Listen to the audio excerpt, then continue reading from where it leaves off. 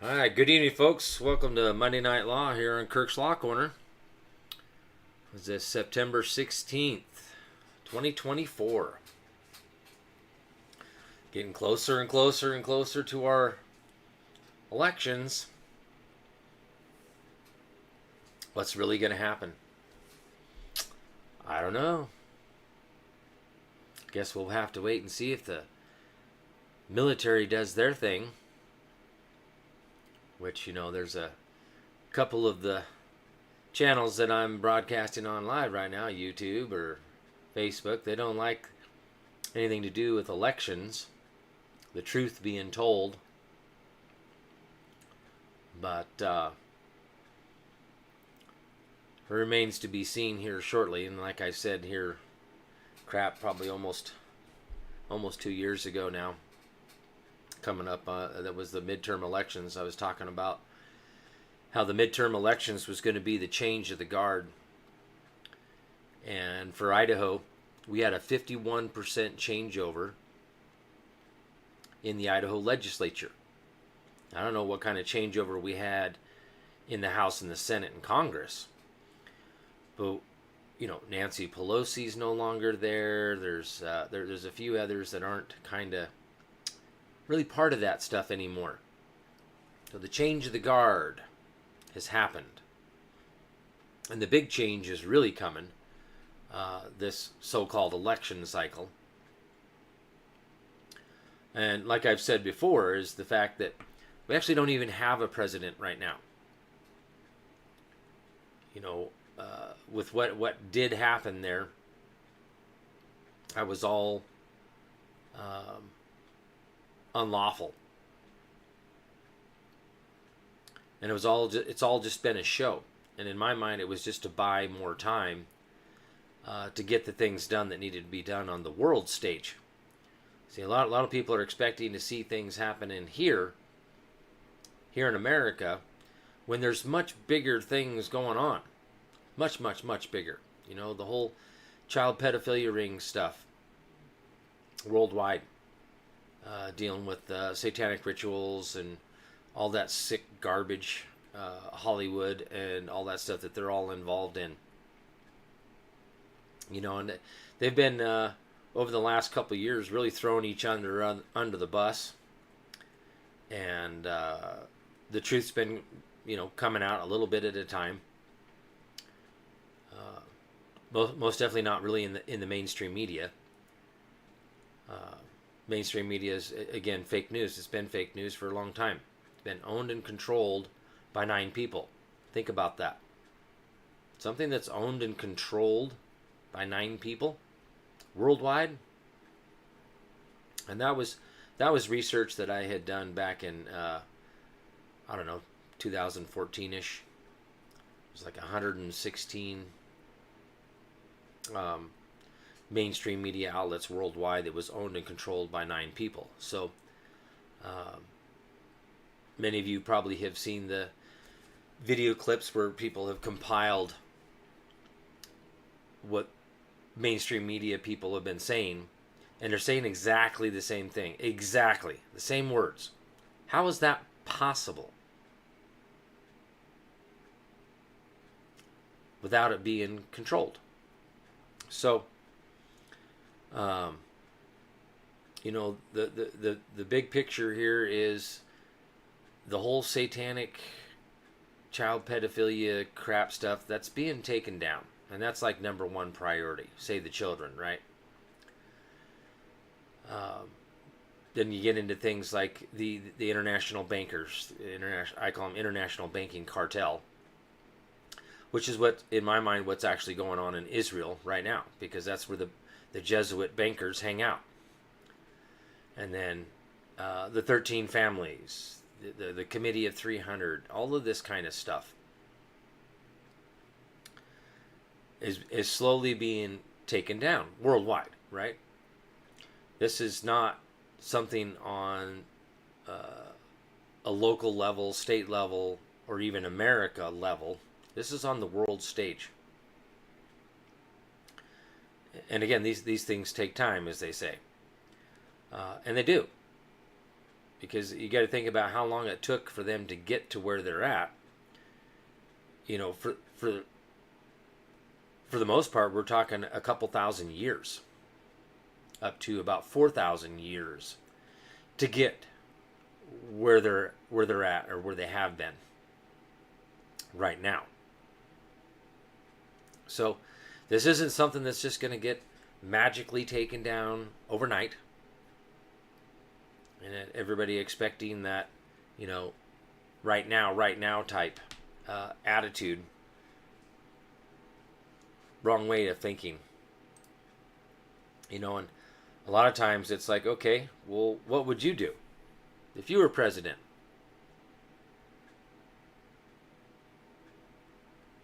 Yeah.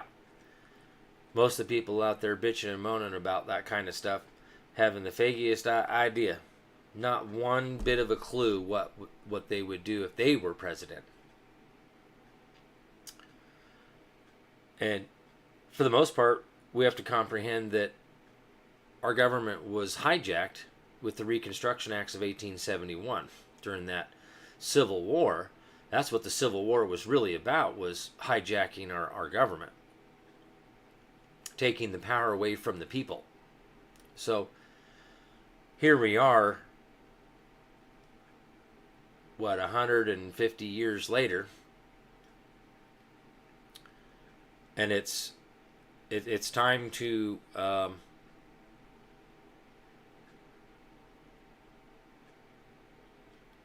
for the people to, you know, reunite.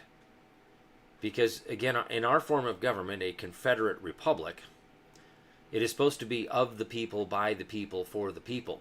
Where are the people? Like Trump said in his inauguration speech, that he was putting the power back into the people's hands. But what do you think that means, folks? Where are the people? Who are the people?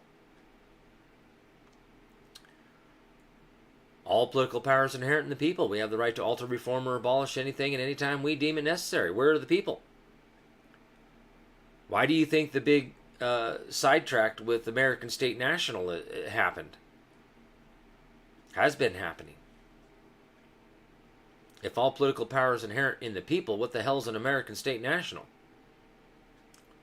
And I'll put that challenge out there again. And I'll continue to put this challenge out there. I'll challenge any man or woman to a live debate on the fraud of the National Assembly. Prove me wrong. Nationalists, pardon me. I stand corrected. On American State National. The fraud of American State National. Boy, did I misspeak on that one.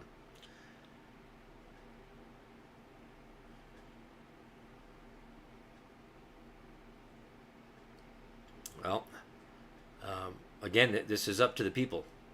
We, the people, must come together. The people have to peaceably assemble. Government de jure.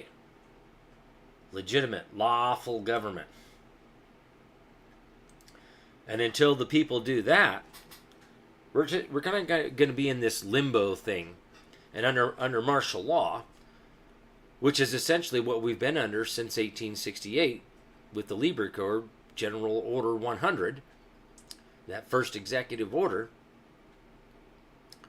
Everything's been downhill since then. It's all been martial law since then, and people just don't even realize it. And this frickin' code, United States Code, Code of Federal Regulations, Uniform Commercial Code, Idaho Code, your state code, is all Roman civil law. They've altered the fundamental law from the common law to the Roman civil law. Congressional Act of 1873 in Idaho was 1881. That's that Code of Civil Procedure Act. Okay, I have the proof of this, factual. This is the facts. And there's also been things like in New York, clear back to like 18. Somebody posted that here last week or week before, something like that. It was like 1845 or 1854, something like that. So they kept bringing, you know, this Roman civil law, the code, back into our fundamental law and replacing the common law, because when we have the common law, they don't get to make law like you would think. Okay, because the law is already there, like murder, rape, kidnapping, breaches of the peace, which are assaults and batteries, libel and slander for being in violation of the right to freedom of speech. That's how that right works, and being responsible for exercising that right. The action or remedy for not being responsible is libel and slander. So how do we have these so-called social media like Facebook and whatnot that does fact checking? That's not how the right to freedom of speech works. In order to have standing, it's libel and slander. There's no such thing as this censoring crap. No, we have the right to publish whatever we want to publish. Even if it's not the truth. The sky is falling. The sky is green. I mean, where's all the fact checkers on little stuff like that? Oh no, it's only on particular subjects, and then it's like they want to nitpick and all this other crap, and it's like, yeah, whatever.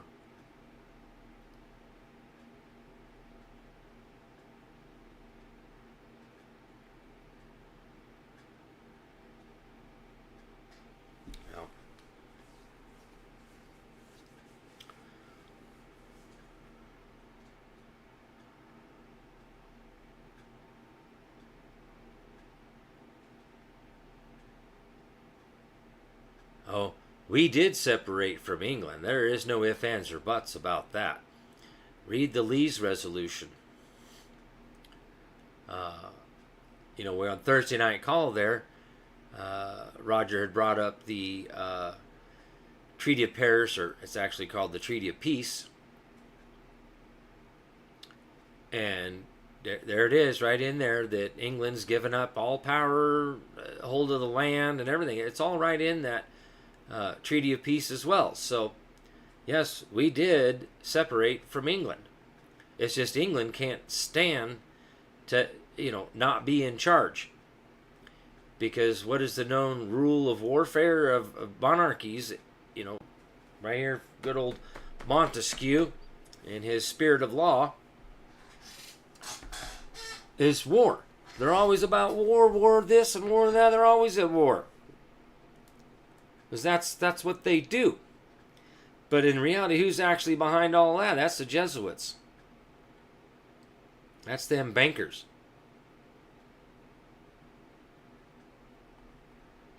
So, this is what we're battling, right?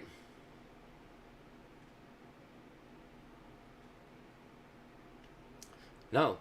Linda out here on Telegram asking, aren't they Lex Mercantonia? It's merchant law. No, it's Roman civil law, the code. United States Code. Code. Roman civil law is code. Blackstone, in his commentaries on the law of England, lays out these three primary fundamental laws: Roman civil law, the code, feudal law, and common law. Pick one. The one we have as a fundamental law here in America right now is Roman civil law, the code. Again, United States Code, Code of Federal Regulations, Uniform Commercial Code, Code, Roman civil law. That's what it is. So, again, we have to know these things.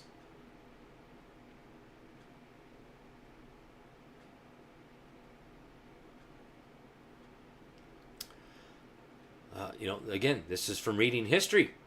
Facts of law, facts from history. And this is the thing about that Roman civil law crap, As this is not the first time in history they pulled this shit. Okay? I mean, it got so bad at one point in time there that it was lost at the Lombard invasion because they were sick of that frickin' Roman civil law, the code. No. So that was around 600 AD. So like I said, this stuff's been around for a long time. And it's why is it in the Constitution about Article 1, Section 9 federal and Article 1, Section 10 states no bills of attainder? That's because the code, Roman civil law, is all enforced by what? Bills of attainder and bills of pains and penalties. That's just how it's done. That's how that fundamental law works. Now when you get into common law, that's a little bit different. Those are suits between man and man, and we don't do code. We do real law, God's law. Rights as the law. Again, comes from the French word droit, meaning law or right. So rights and law are synonymous. They're the same. Okay?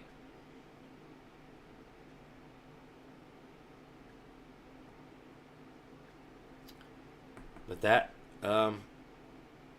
that's the root of our problem right here. I can tell you that right now, is this damn Roman civil law code.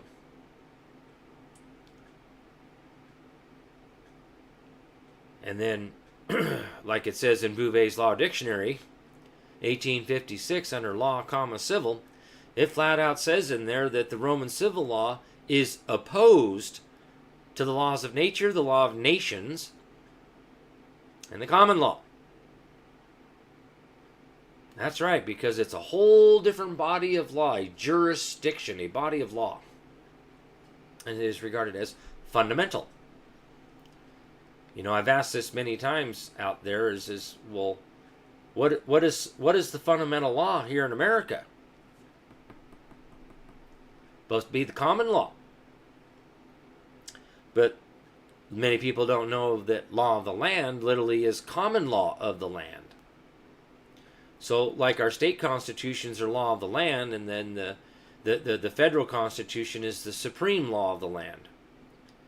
But they don't go by that much. How many of you out there have heard this or have experienced it yourself where you're in court and they say, well, the Constitution doesn't apply in here today? That's right, because it's all about the Roman civil law, the code, not the Constitution. They don't care about the Constitution. These esquires holding that title of nobility of esquire, members of the bar, the Crown Temple Bar,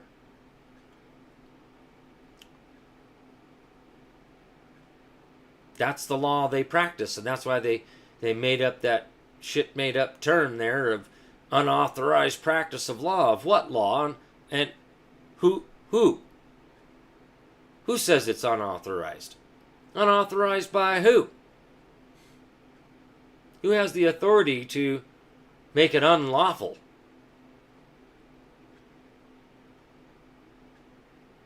Again, two maxims of law. Ignorance of the law is no excuse. So how in the hell can we say we can't practice the law, but yet we can't claim that we don't know the law? Because ignorance of the law is no excuse. It's a fundamental principle.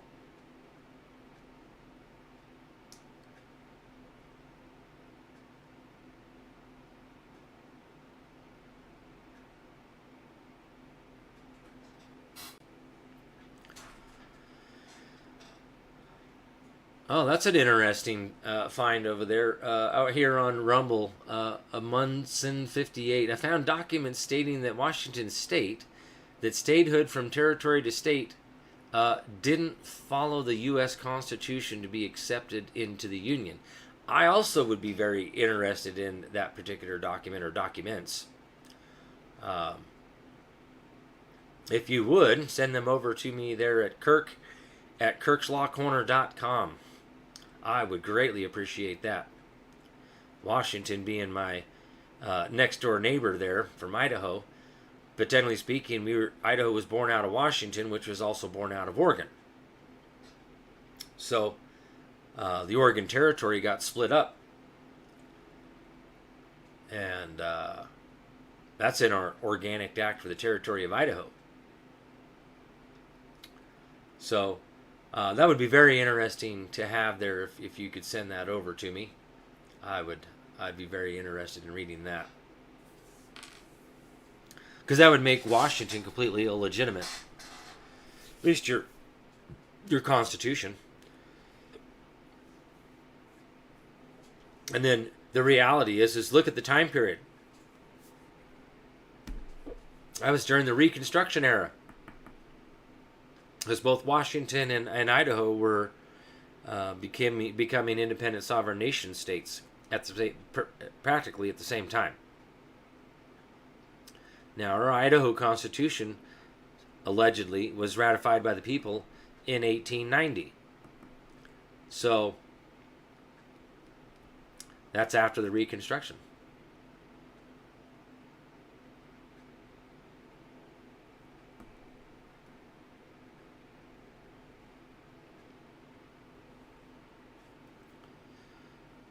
Well, cops aren't taught law, period. Common law.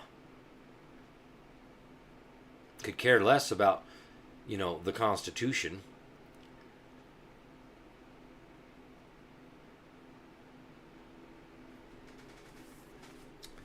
I mean, aside from rights, bills of rights, which are merely declaratory of the common law. So see what I'm getting at? That's a American Jurisprudence, Volume 16, Constitutional Law, Section 100, that bills of rights and those merely declaratory of the common law and their provisions are mandatory. Those constitutional provisions, they say they're constitutional, but they're not. Bill of Rights is just merely declaratory of the common law. It's already the law. See, the common law is lex non scripta, the unwritten law. Maxims of law and customs are rights as the law. And found an interesting find on that about, was it Federalist 81 by Alexander Hamilton. The Bills of Rights are for monarchies. That was Alexander Hamilton's argument against the Bill of Rights to begin with. Because we don't need a Bill of Rights because we have the common law. We go by the common law. We don't need a Bill of Rights. But knowing what I know about Mr. Trader Alexander Hamilton, he was a plant, came in under Benjamin Franklin there. The fact is, why would he be arguing against a Bill of Rights? Because if there was a Bill of Rights, like what we have now, and look at, they still trample all over that. Still didn't do any good. They always want to refer to the 14th Amendment for due process of law. No, it's in the 5th Amendment. 5th Amendment due process of law, not 14th. 14th only has privileges. And the alleged original intent of the so-called 14th Amendment was for the recently freed Negro slaves. I'm not aware of any recently freed Negro slaves that are alive today. Anybody else out there?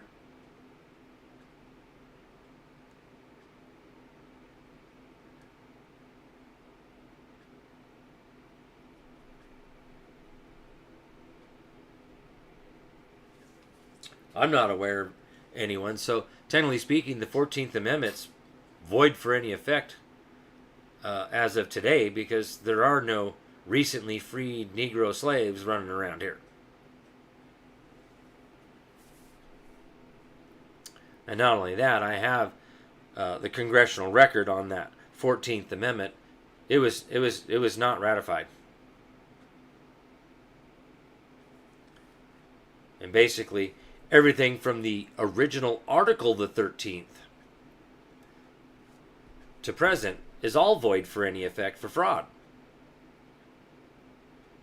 None of it's legitimate. The original Article the 13th, some people call it the Title of Nobility Act or Amendment. The fact is, it wasn't an act. This was a constitutional amendment. This is how we're supposed to make law. That's right. Through a constitutional convention, which was actually ratified by 3/4 of the states at the time that existed. Actually, technically speaking, it was 1814, but in reading the documents there in the congressional record in 1819, it was, oh, sorry, I missed sending this over to the president, letting him know that it was ratified. Sorry about that. It was a little late in conveying that to the president.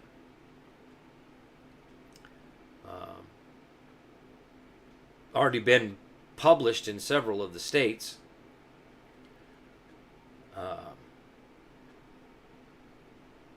Right up until, I can't remember exactly when it was. Probably around the 1868 period there, maybe a little bit before, that it got removed, and then everything went from articles to amendments. See, the original Bill of Rights states that in the very beginning of it there, that these are articles in addition to an amendment to the Constitution of the United States of America. These are articles in addition to. So yes, the Bill of Rights most certainly does apply to the states because it was created by the states. It was ratified by the states. So how can it not apply to the states? Furthermore, that particular Bill of Rights, all of it is just merely declaratory of the common law. Every last stinking bit of it, except for the 9th and the 10th. But the 9th is the savings clause, that there's other rights that are not enumerated here, and those rights shall not be denied or disparaged. And then the 10th is just basically saying, hey, the power is not delegated here, nor prohibited by this Constitution, are reserved to the states respectively, or to the people. So on that particular so-called article, it was actually an article, Article the 10th, originally Article the 12th, the first two articles were not ratified. Interesting enough, that's just how it was done. They ratified each individual article. Just like contract law, when you write up a contract, it's articles. It's written in articles. Imagine that. The Constitution's a contract of employment. So, these are things that are staring at us straight in the face, but yet we don't associate them properly. But anybody who's ever done a contract, any kind of a contract, break it out, look at it. It's all in articles. Article 1, Article 2, Article 3, they're all done that way. That's the proper format of a contract. Okay? So,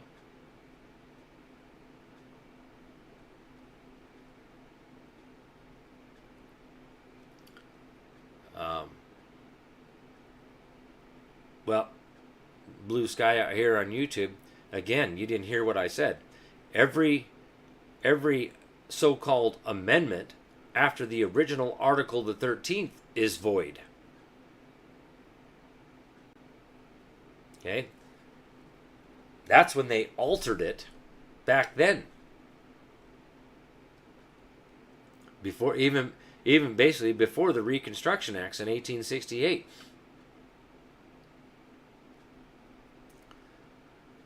But these are just facts of law, as it is written in everything that happened. So it's not every amendment after the 15th, it's after the original Article the 13th.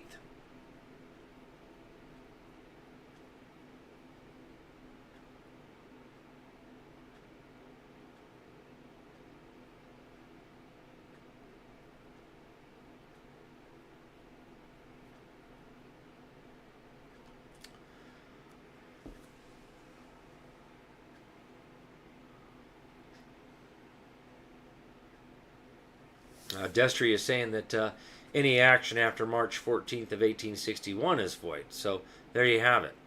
At least Destry's got it pinned down. So there was something that must have happened around 1861. So, there's a big hole to do there on all that stuff where certain states ceded, right, and started their own confederacy. That's right. There was a whole, right, the South walked out. Yeah, I actually stumbled across that on Avalon here not too long ago, and I haven't returned back to it, but yeah, very interesting that that actually did happen, that other territories, states, whatever, ceded from the United States and created their own confederacy.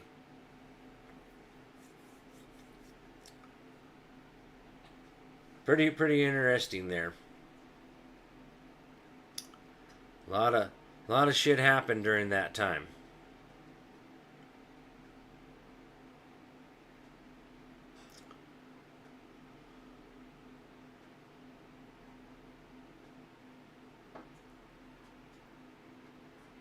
Yeah.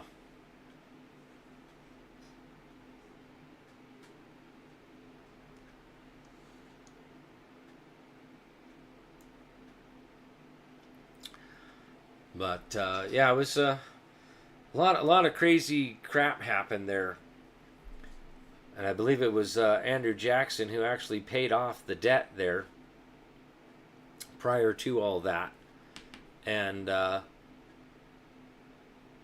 again trying to kick Great Britain to the curb, because again, many people are not aware that the so-called first federal constitution was the first bankruptcy. Yeah. And in reading that documents illustrative of the formation of the Union of the American States, and reading the secret debates and proceedings in that convention, that'd be this book right here, Formation of the Documents Illustrative of the Formation of the Union of the American States. Yeah, Union. That's the Confederacy. Right? We're a Confederate Republic. But it exposes the whole fraud behind the 1787 Constitution, Federal Constitution.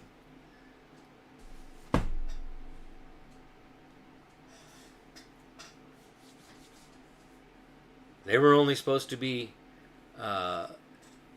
per what Virginia had sent out to deal with, which is right here, that document's in there.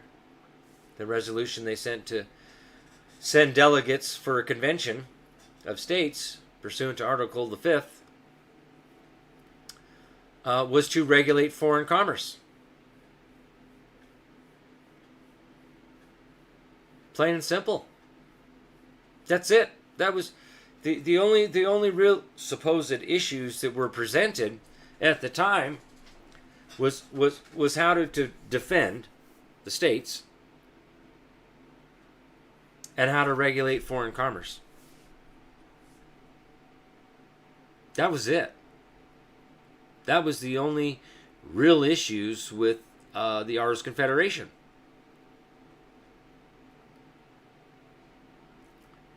So, how did we end up with all this other crazy shit?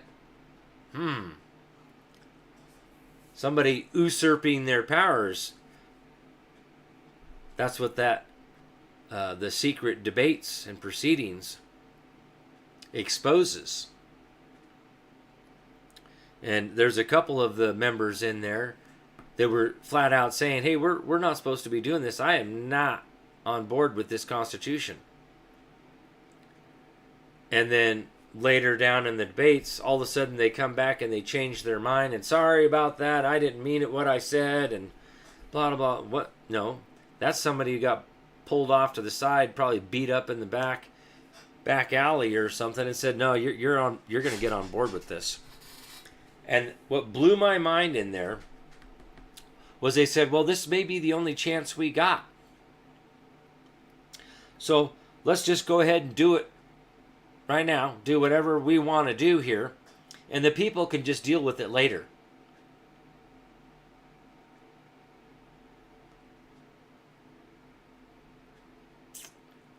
Yeah. So, right from the get-go, in creating the federal national government, part of our republic,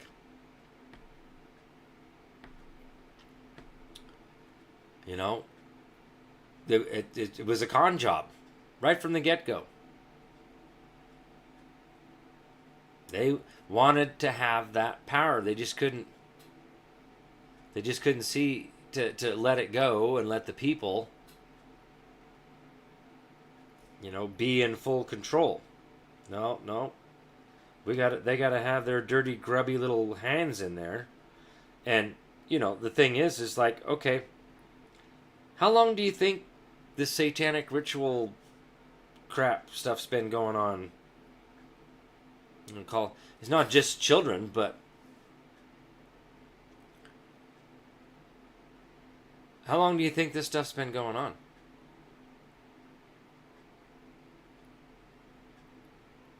Child sacrificing, adrenochrome, drinking their blood, eating the babies.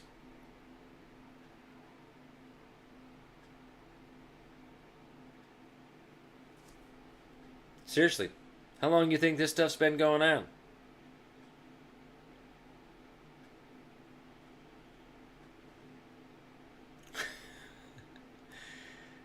Brother Dave Apex, good to see you on here. Haven't seen you on here before, not on a Monday Night Law. Is Trump going to protect our kitty cats? Oh, but that's not happening. It's not part of their culture.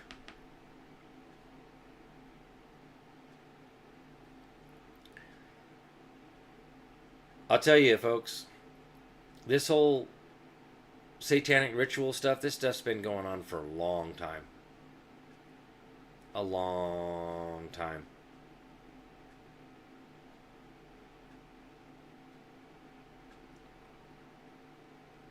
Yeah, probably closer to around 4000 BC.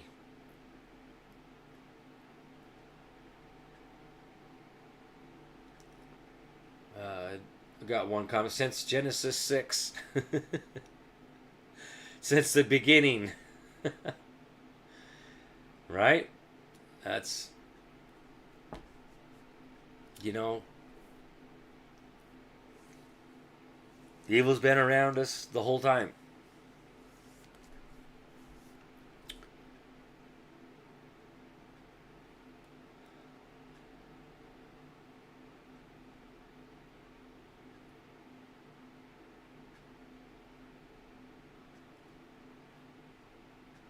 Right? Pizzagate is real. Oh yeah. Here's a weird one. Does the four-corner rule apply to the Constitution? Only the names on the document are contracted. No. Read Article 6, Clause 3. The members of the legislative, executive, judicial, both state and federal, shall be bound by oath or affirmation to support this Constitution. So, all of the members, right, whether elected or appointed into position of public trust, are required by the people to be under oath, because the maxim of law is no further bond among men than an oath. This is why we require them to be bound by oath to support the Constitution. That's what binds them. Okay? That's what binds them to the Constitution.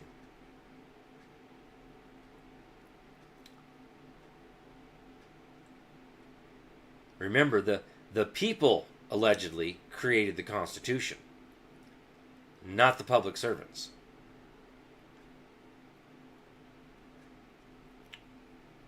Right? It's supposed to have been all done by the people, of the people, by the people, for the people.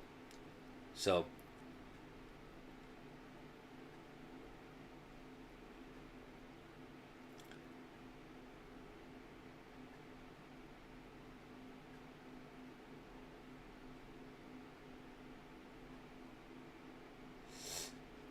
yeah.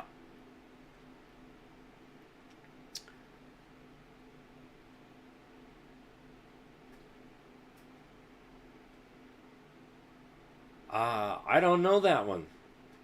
Out here, remember all caps false prophet. Who sacrificed the first child in Genesis?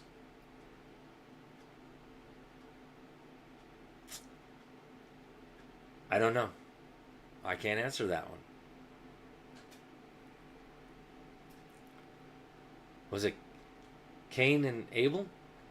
But that really wasn't a sacrifice, was it?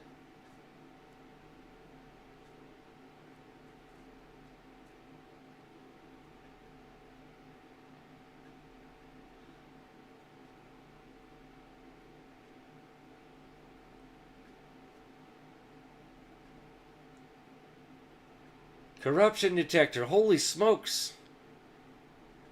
How you doing, brother? Are you doing all right?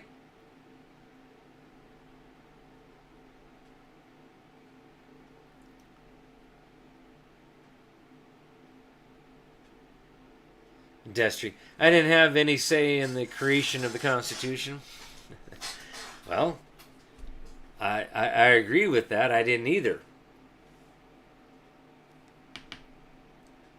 Oh, I thought you knew the answer to that. All caps false prophet out here on Rumble. You're saying Abraham? I honestly don't know. So, thing is about the Constitution, it's the instrument of government created by the people at the time. This is why the power of the people to alter, reform, or abolish anything at any time we deem it necessary. We don't like something in that Constitution, we have every right to alter it.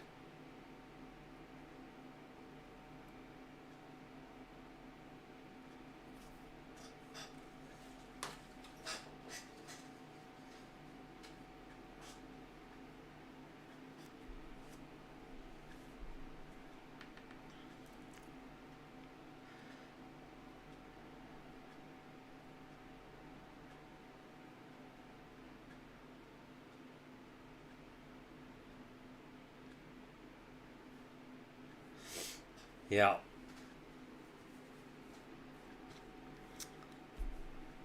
But, that's the supreme law of the land. But it's, in my mind, right out of that documents illustrated the formation of the Union of the American States. That right there, the secret debates and proceedings, that exposes the fraud of the original Constitution to begin with. Not only that, look at Articles of Confederation, and it has to be all of the states, not 9, like it says in the 7th article. Oh, 9 states shall be sufficient. No. How many independent sovereign nation states were there in 1787, 1789? Sure in the hell wasn't 9. So 9 isn't sufficient to make that Constitution valid. It would have to be all of the states. And can't take effect and can't do anything until all of the states ratified it.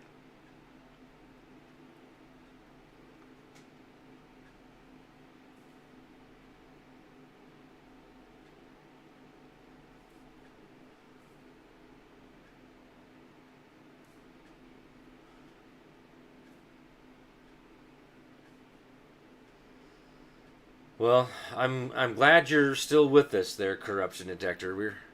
Was even talking about you on Wednesday night workshop. Like, anybody heard from him? I sent you a message on Telegram not too long ago, and I got nothing back, and it didn't even show you'd been on. So I'm like, well, crap. So I was getting a little worried about you, brother.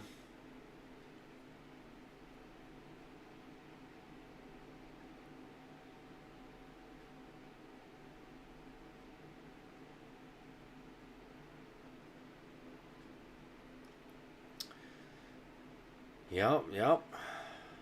Back when Chris and I were together, he'd already cracked the code, the billing code.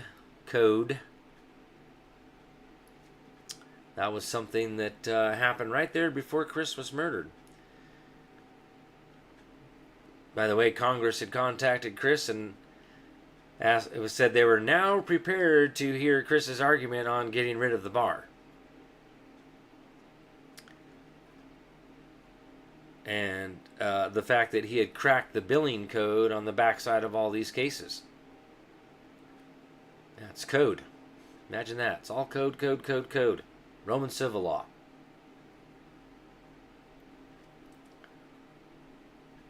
So I'm wondering if that didn't get sent up the line there somewhere with his contacts, Congress, what have you. I know that we were actually working with a JAG officer and getting things set up to do that. And E-Claus was supposed to come in under the Office of Inspector General. Things would have went real crazy if that would have happened. Yeah, it was gonna be real crazy there. We were all working on becoming U.S. Marshals, and all that stuff was transpiring just as Chris was murdered. So it was supposed to happen.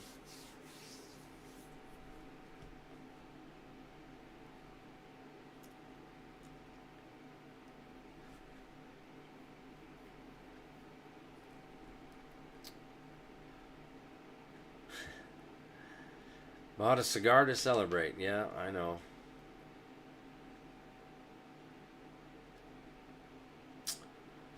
It is what it is.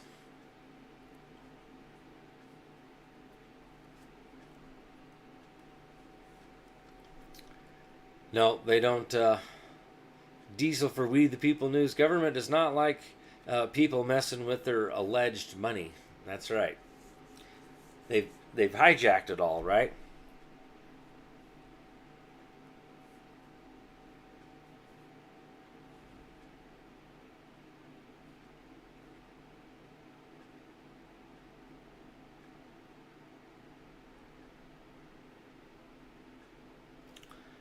Ah, yes.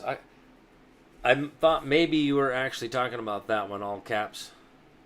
False prophet is in Genesis 22. God commanded Abraham to offer his son Isaac in sacrifice. I thought maybe that's the one you were talking about, but in my mind that actually didn't happen, right? Because God stopped him. He was testing Abraham's allegiance to God and how well he would listen to God. So I wasn't actually counting that as the first sacrifice. So, but yeah, I do recall that one. Absolutely.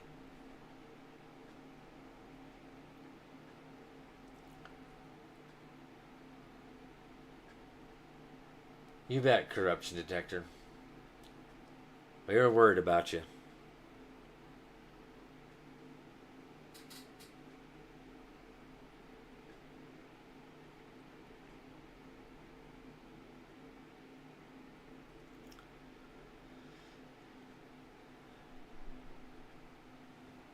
Yep.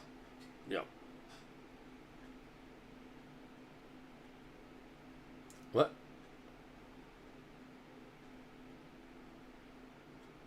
What are you talking about, Destry? He has been absent from national call too?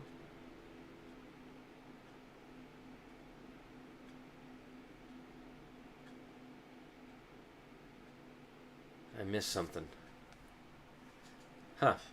Who's been absent from the national call? Oh, maybe corruption detector. Yep. Okay. Yeah, he's been in the hospital sick. He's dealing with some like full body paralysis. Say that one 3 times fast. Um,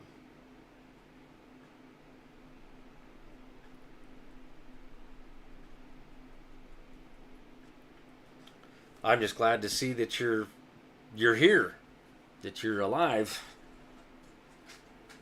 Because that's some crazy stuff. We'll have to talk privately on that. Exactly what's going on there, what the hell happened, and what they figured out.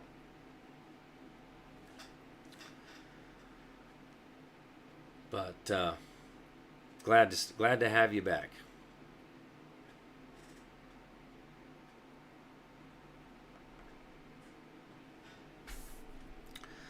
Nope. Diesel for We the People News out here on YouTube have not filed a petition to impeach state judges. But I'm getting ready to be filing a couple different petitions.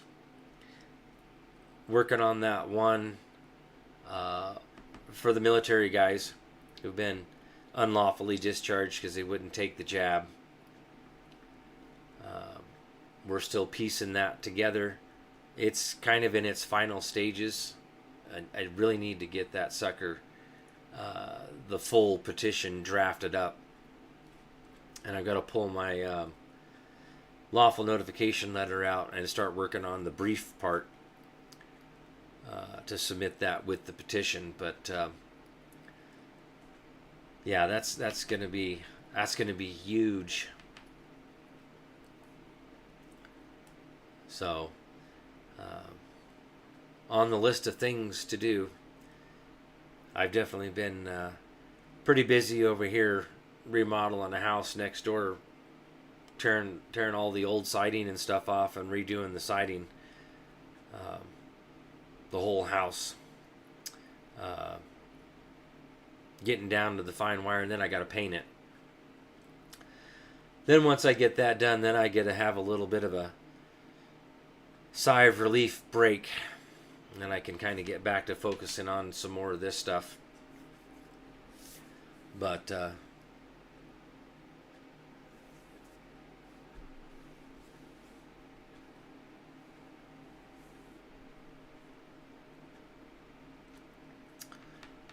oh yeah, question out here on YouTube: is Chris's reasoning in writing for the congressional hearing on the bar?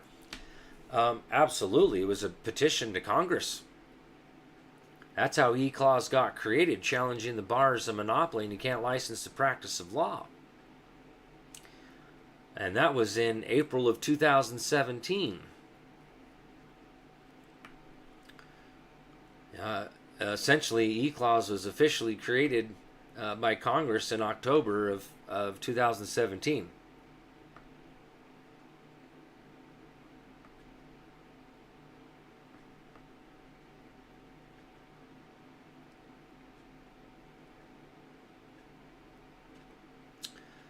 I'll be using the liberty interest for the petition.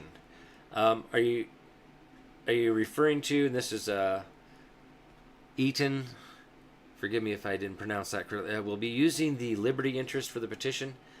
On the military petition, well, if we're talking about liberty of conscience, it's the right of health. Yes, absolutely. But the key part is the fact that man, do I really want to lay this all out? The fact is the state of emergencies that were declared by 49 governors. Kristi Nomi out of South Dakota is the only one that did not declare a state of emergency for something that doesn't exist. Okay.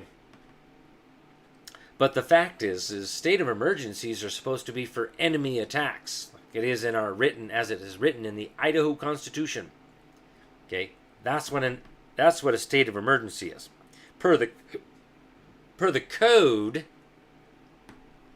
Okay, per the code, both Idaho code and then the federal code regarding states of emergency is for earthquakes, volcanoes, tsunamis, water waves. Regardless of any of that, any fire or flood that causes significant damage to property, infrastructure, buildings, roads, sewer lines, power lines, water lines, bridges. Okay? That's the subject matter of, per the code, what a state of emergency can be declared for. Nothing to do with a communicable disease. See, communicable diseases are supposed to be handled through orders of quarantine. So, the whole thing was a scheme, scam, and a fraud from the get-go. Then we get into the right of self-determination, the right to determine our own health, which found that in Blackstone's Commentaries on the Law of England is one of those the first primary absolute right of personal security, which has 5 different elements to that right of personal security, which all comes from the laws of nature, by the way, is the right of health. We get to choose. So that's part of the problem we have in society today, is most people don't actually know what their rights are and where they come from.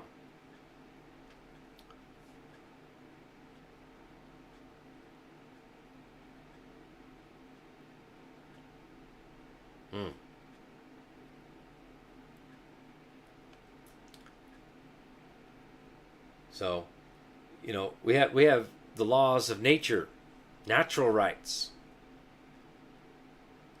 What they want us to believe about these constitutional rights or civil rights, that's that Roman civil law, which are privileges, not exactly rights. See, they can, under privileges can be granted, and if privileges can be granted, they can also be revoked at any time. So this is where we get into how the code tells us what our rights are. So, no, that's not how the law is supposed to be.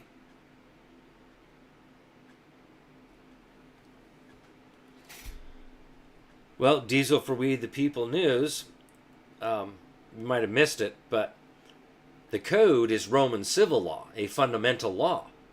Blackstone in his commentaries lays that out. Again, these 3 fundamental laws, bodies of law as a fundamental law, is Roman civil law, the code, feudal law, and common law. We're supposed to have common law as our jurisdiction as a fundamental law, not Roman civil law, the code. That doesn't belong here. That's Roman. That was supposed to have been done away with a long time ago.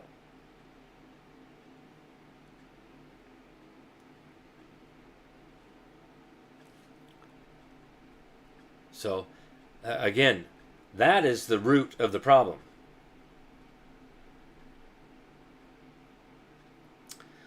Okay, a good question out here.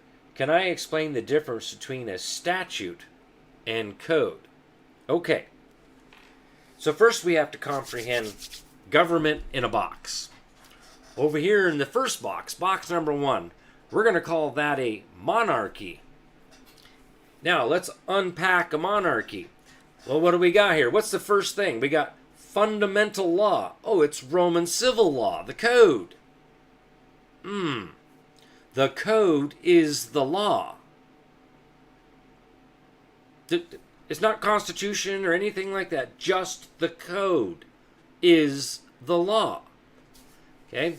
Box number 2. We have a republic. A confederate republic. Oh, look, we have common law is our fundamental law. Now, when we get into our form of government, what is a statute? All right. Statutes are for government civil conduct. That's American Jurisprudence, Volume 16, Constitutional Law, Section 2, 2019 update.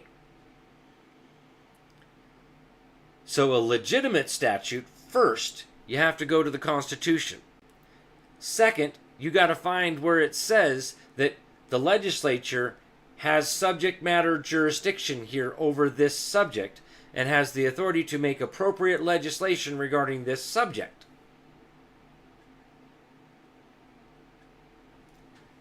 Okay?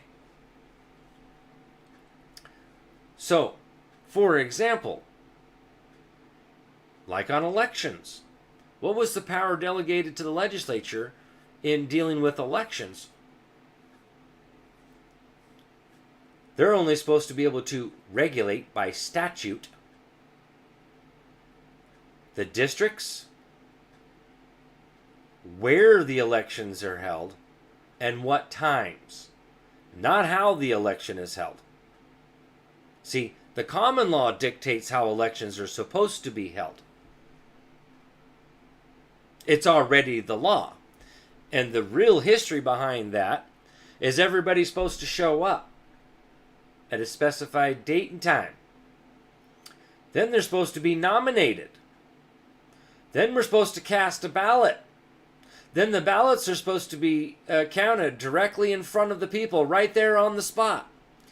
And then the sheriff's supposed to declare the winner and take the winner off with the ballots and go record them.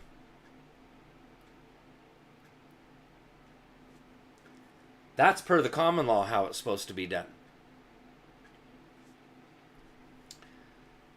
So, that's the difference between statutes. Now the code, again, it is the law. This is why we've heard many times in the judicial branch that, well, the Constitution doesn't apply in here. That's because the code is the law. Like Bouvet's Law Dictionary 1856 reads in there, it says that the Roman civil law, the code, is opposed to the law of nature, the laws of nation, and the common law. It is because it is a separate body of law as a fundamental law. So common law is a fundamental law. Roman civil law, the code, is a fundamental law. Feudal law, these are all different bodies of law. You can only have one as your fundamental law. So when you're dealing with Roman civil law, the code doesn't do law of the land. That's common law of the land. That's common law jurisdiction. Code is Roman civil law jurisdiction. And the whole entire code is the law. Doesn't do constitutions. Doesn't care about constitutions. Different body of law. Different, just a totally different system.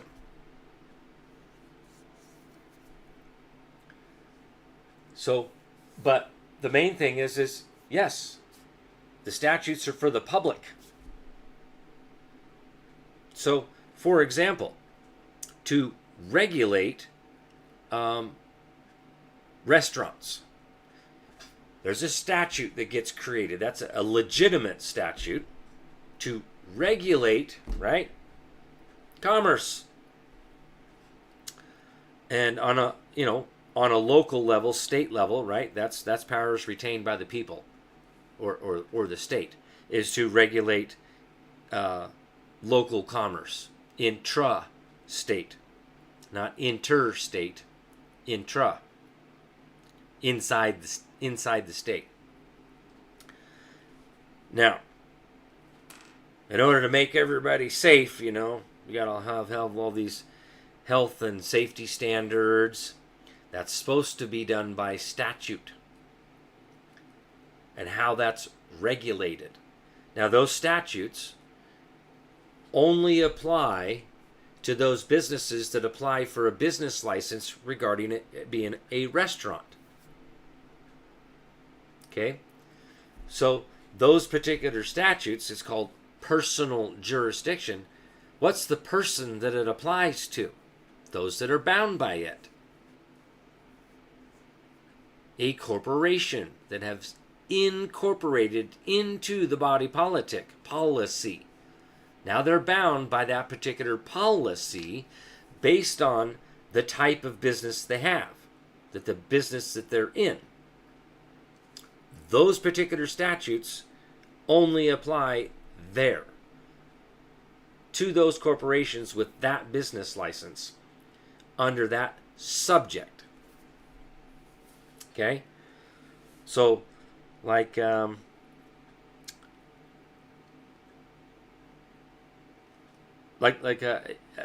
grocery store. The statutes regarding regulating restaurants would not apply to a grocery store. That's going to be a different set of statutes for those providing products, right? Different category of corporations. So, Hale versus Henkel is a really good case to read there.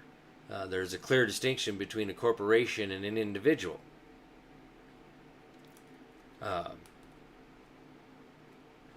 And see, that's the other thing is the state's not supposed to be suing the people in the private.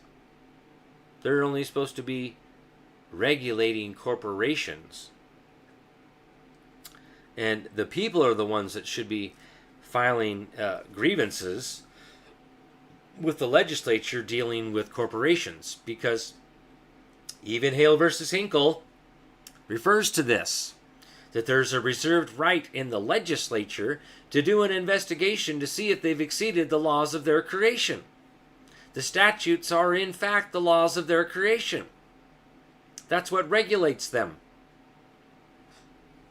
So, the fact is what's that reserved right in the legislature to do an investigation to see if they've exceeded the laws of their creation? Well, in Idaho, that's Article 1, Section 2. That's also part of the political power. But it says, no special privileges, those are business licenses, or immunities shall ever be granted that cannot be altered, revoked, or repealed but by the legislature. Hale versus Hinkle, there's a reserved right in the legislature. See, the legislative branch has all these powers, but the people have no frickin' clue.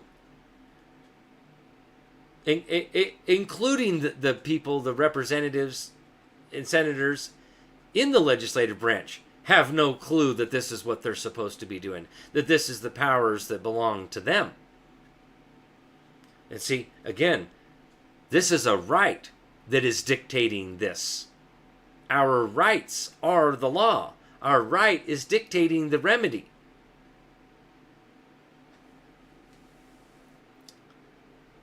Plain and simple. That's how that's supposed to work.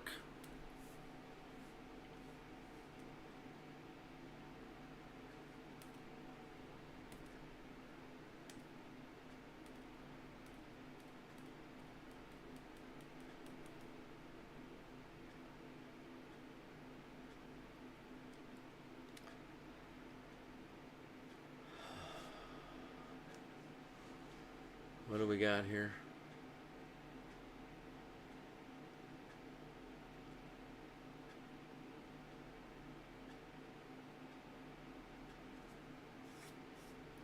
So how are we having so much issue with getting out of their statutes, policy, and codes when we notice them? Well, because they're corrupt. And again, you're talking like three different things: statutes, policy, and codes. Code is, again, Roman civil law, the code. It's all code. Everything is code now, whether you realize that or not. That's the truth. It's all Roman civil law, the code. Some will call it revised code, revised statutes, codified law, codified statutes. Idaho flat out calls it Idaho Code. But the thing is people need to learn how to do the proper paperwork. constitutional challenges, motion to dismiss, notice of special appearance, objecting to the personal jurisdiction, pleading in the form of demur. Now, this is something I am seeing out there more and more and more, is these constitutional challenges to the so-called statute.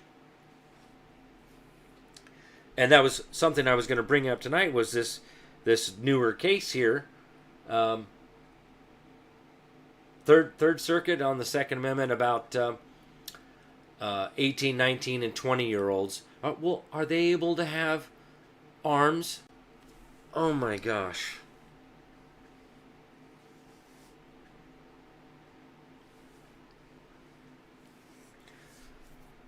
Why aren't they challenging whether the state or federal has personal jurisdiction over man? Number 2, does the state or federal have subject matter jurisdiction over any of our rights, let alone our right to keep and bear arms? Which the Supreme Court is finally starting to rule correctly on that stuff. And this is, again, in the New York Rifle Pistol Association versus Bruin case that the Supreme Court of the United States of America ruled on in June of 2022, led me back to Blackstone's Commentaries on the Law of England.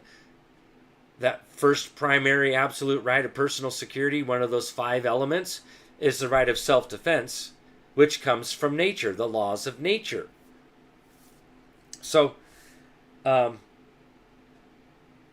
it's funny that all refers back to that, but yet nobody's challenging whether or not the state has subject matter jurisdiction, personal jurisdiction. Who does it apply to? Where in the Constitution did we give the state government, any of them, personal jurisdiction over man in the private? Somebody want to put their finger on that, point and grunt, please? No. What was the intent? The original intent of instituting government, right in the Declaration of Independence, that to secure these rights, life, liberty, pursuit of happiness, which happens to be exactly those 3 primary absolute rights that Blackstone lays out in his commentaries: the right of personal security, the right of personal liberty, and the right of private property. Because that's what that pursuit of happiness was actually about, was acquiring and possessing and utilizing property. That's what the pursuit of happiness was. Life, liberty, and the pursuit of happiness is among these unalienable rights from the laws of nature. And that to secure these rights, governments are instituted among men, not rulers, not kings, not princesses, okay? Among men, receiving their just powers under the consent of the governed. Well, who is destined to be governed by it? Not the inhabitants, not the people.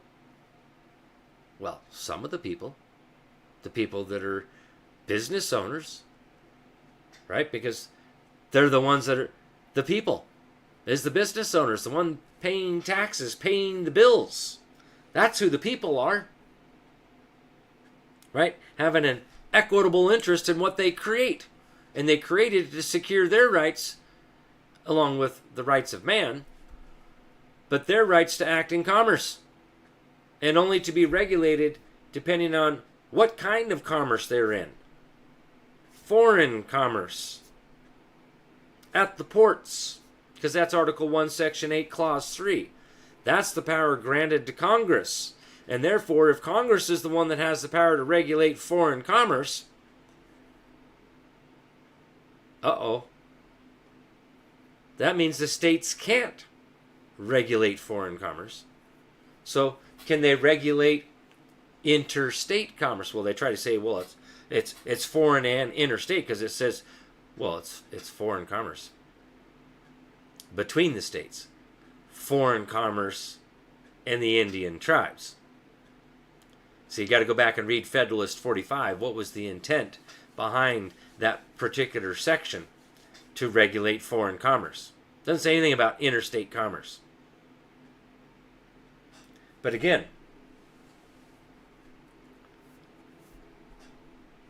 yes, actually, Diesel D's, the Supreme Court of the United States of America did overturn Rahimi, the Rahimi case, which is good in my mind.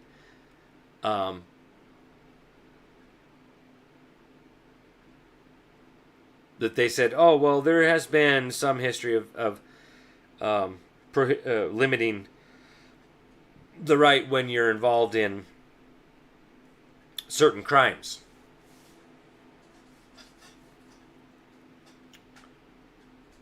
But it would be the way it was actually written was about the while you're in jail. Obviously, you can't keep your arms while you're in jail.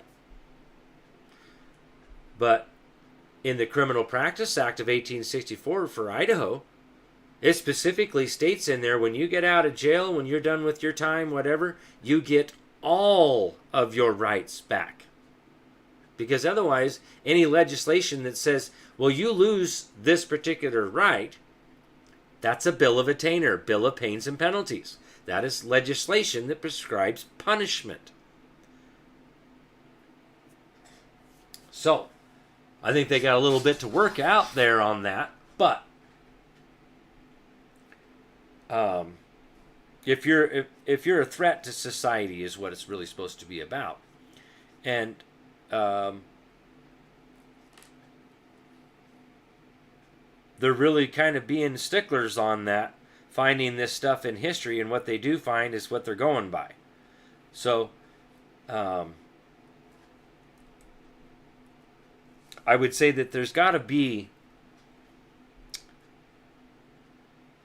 a legitimate, let's call it what they call a governmental compelling interest in securing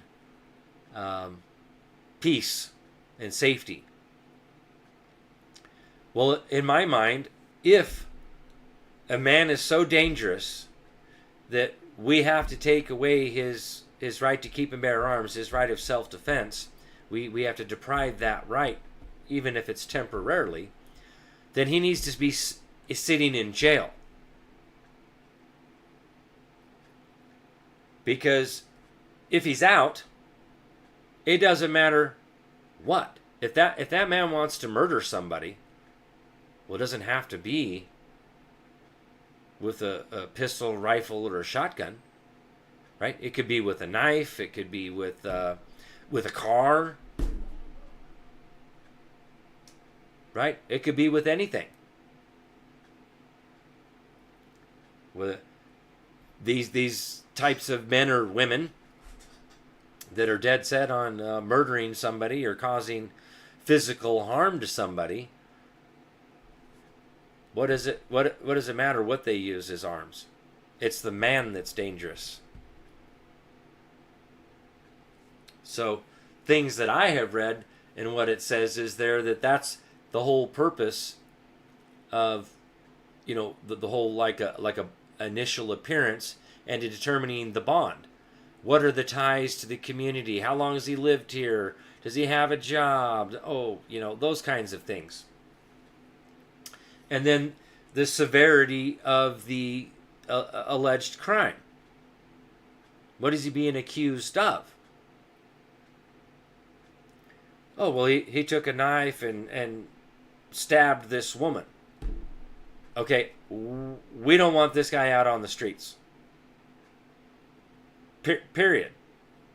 I don't know about the rest of you, but I don't want my mom or my sister to come across this guy out on the streets. He's a loose cannon. It's not safe for my mom or my sister to be out on the streets with this guy on the loose.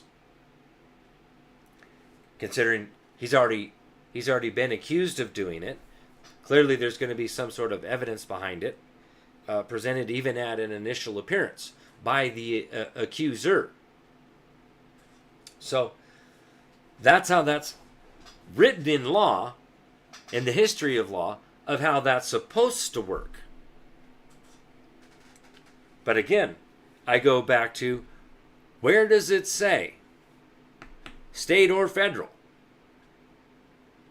that the state legislature or Congress has the authority to make appropriate legislation regarding our right to keep and bear arms. Now, some will say, oh, well, it's in the Second Amendment. It has to do with a well-regulated militia being necessary for the security of a free state. Then why does it say the right of the people to keep and bear arms shall not be infringed?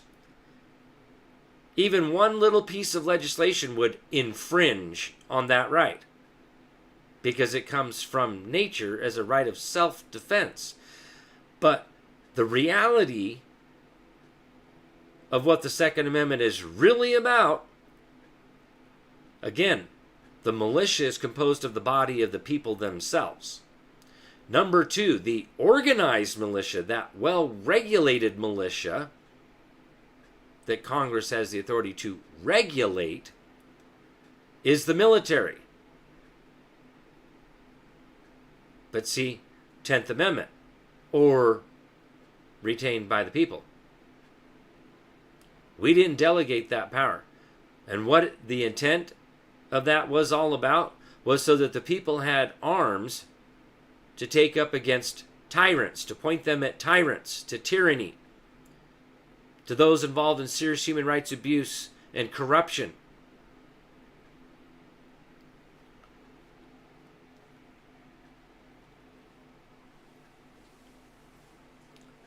You know, that's what that's really about, because, again, from the law of nature, from common law, common sense law here, we already all have the right to defend ourselves. It's a maximum of law. What a man does in his defense is to be considered legal. So it doesn't matter what you use to defend yourself, whether it's a pistol, rifle, shotgun, or a tank.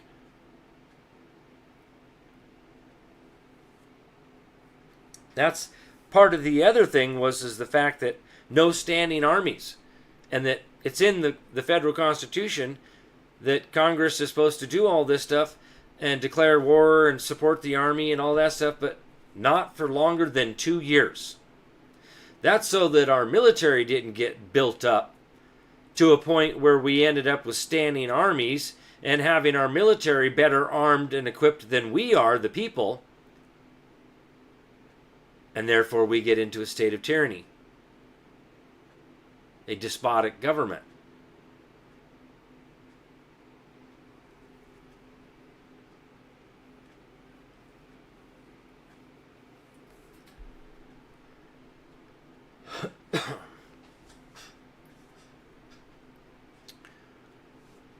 But, you know, gotta know this stuff, man. And I'm really glad to see as many people on here tonight with everything else going on. But I want to thank you all for being here. And I just want to say, you know, I'm glad that there's more and more people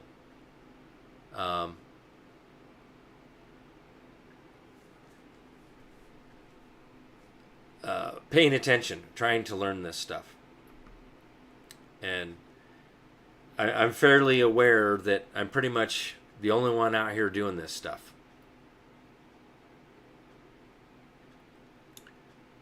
I don't know of anybody else who sits around and reads from Montesquieu, Spirit of Law. Here, let me see that. There we go. Montesquieu, Spirit of Law, or I've been getting into this latest book that Dave Apex sent me. Is Freedom's Anchor, an introduction to natural law, jurisprudence, and American constitutional history, Andrew Napolitano. So I've been starting to kind of read this one a little bit. Of course, Lex Parliamentary Americana, Elements of the Law and Practice of the Legislative Assembly of the United States of America. Really good one. Documents illustrating the formation of the American Union. I mean, these are books that are all sitting right here next to me on my desk, let alone PDF stuff like The Law of Nations, Lysander Spooner's essay on trial by jury, which I'm going to get back to that. I was covering that here a few months back. I want to get back to covering that one because it's really good. He exposes the mistranslation by Lord Coke of the Magna Carta, the Latin in the Magna Carta.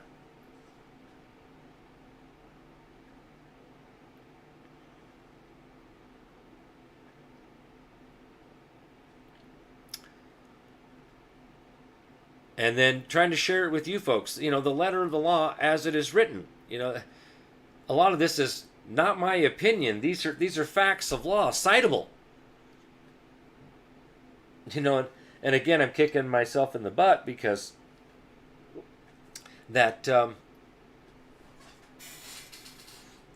which thanks to Jax, who got these for me.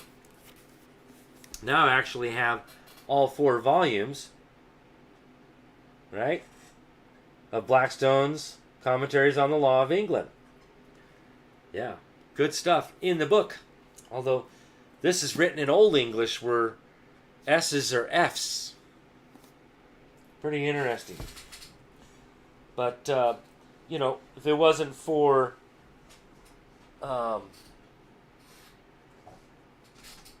was it? It was New York State Rifle Pistol Association versus Bruin case, referring to Blackstone on the right of self-defense coming from nature. I'm like, man, because I had in the PDF version of Blackstone's Commentaries on the Law of England for a while, and I was maybe 2 or 3 years, and I was reluctant to read it because, well, it's England.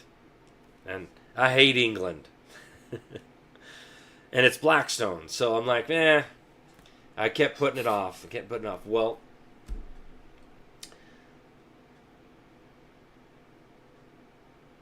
once I found that in that New York State Rifle Pistol Association versus Bruin, that the Supreme Court went all the way back to that, I'm like, all right. So I went directly to their citation in Blackstone, which leads you right back directly to those 3 primary absolute rights, the number 1 being the right of personal security, the right of self-defense. And I'm like, well, I'll be darned, it's right here.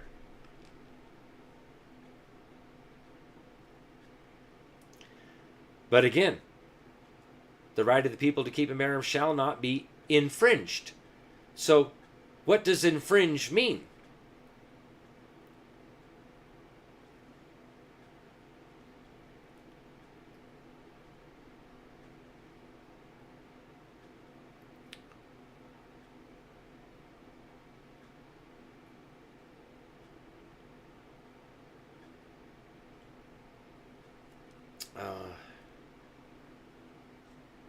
What the...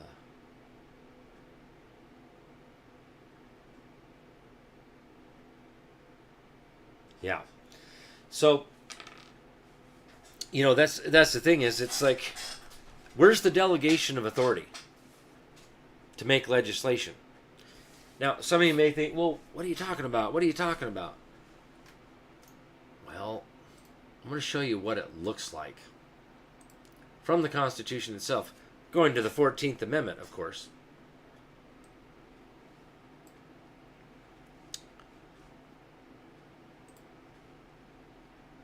I mean, right here we look at Article 1, Section 8, Scope of Legislative Power. 9, Limits of Legislative Power. 10, Limits on States. Section 8. This is a direct delegation of power, where it says to regulate commerce with foreign nations and among the several states. Well, can they regulate foreign nations? No. They can only regulate commerce with the foreign nations and among the several states. With foreign nations and with the Indian tribes. Federalist 45 backs that up as regulating foreign commerce. To establish a uniform rule of naturalization, to coin money, regulate the value thereof, and of foreign coin, and fix the standard weights and measures. Right? These are delegations of powers. And I'm going to reiterate this one again. Thursday night there was a little bit of confusion there, but here it is. To declare war, to define and punish piracies and felonies committed on the high seas and offenses against the law of nations. What that is saying is that we, the people, say that the law of nations is law. And Congress, you're supposed to define and punish offenses against the law of nations. You don't get to interpret the law of nations. The law of nations is already written as a body of law. That's why it has the word law in there. It is the law of nations. Okay? Now we're getting an idea of delegation of power. Now when we look at the fraudulent 14th Amendment, what does it say in the very bottom?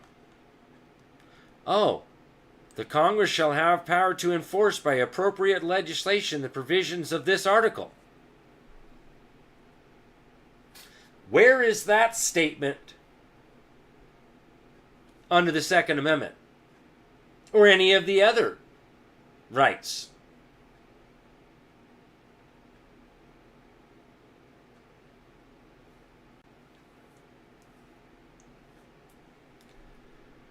But that right there is a written delegation of power.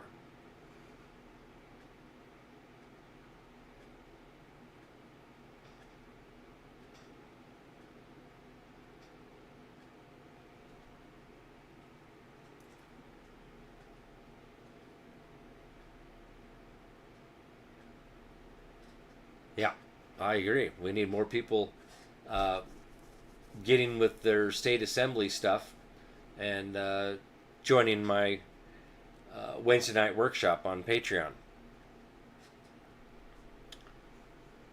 That would be great.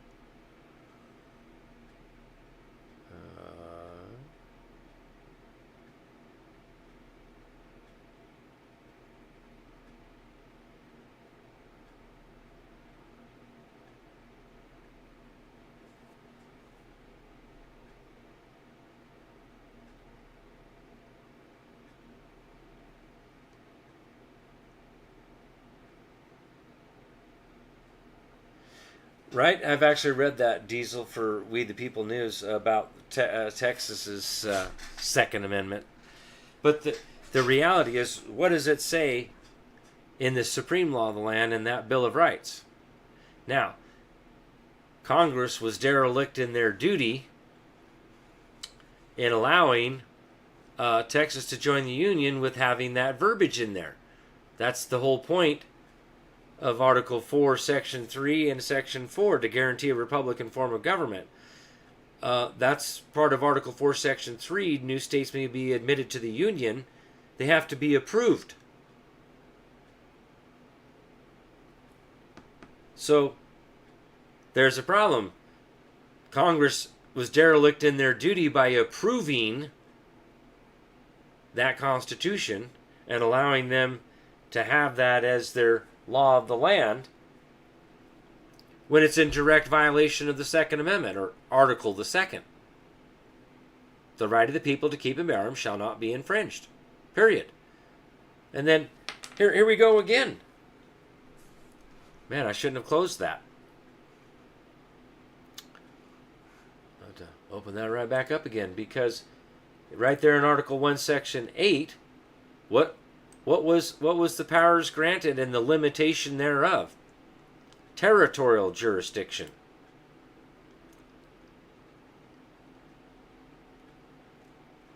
To exercise exclusive legislation in all cases whatsoever, over such district not exceeding 10 miles squares as may by session of particular states, and the accepted grounds become the seat of government of the United States, and to exercise like authority all over places purchased by the consent of the legislature of the state in which the same shall be, for the erection of forts, magazines, arsenals, dockyards, and other needful buildings. That's for military purposes. Now, let's read that again. To exercise exclusive legislation in all cases whatsoever. Okay, so they have the power to make legislation in all cases whatsoever over such district, not exceeding 10 miles square as may, by session of particular states, and the accepted requirements become the seat of government of the United States. So they're limited to the seat of government of their legislation in all cases whatsoever. Then it says, and to exercise like authority over all places purchased by the consent of the legislature of the state. So the legislature has to give its consent to cede the land, in which the same shall be for. What's it for? The erection of forts, magazines, arsenals, dockyards, and other needful buildings. I think that has to do with what? To provide for organizing, arming, and disciplining the militia, and for governing such part of them as may be employed in service of the United States, reserving to the states, respectively, the appointment of the officers and the authority of training the militia according to the discipline prescribed by Congress. There's a delegation of power right there. The authority of training the militia. That's that well-regulated militia. Congress has that authority. Delegated right here. How about to make rules for the government and regulation of the land and naval forces? That's to govern the land and naval forces, the army.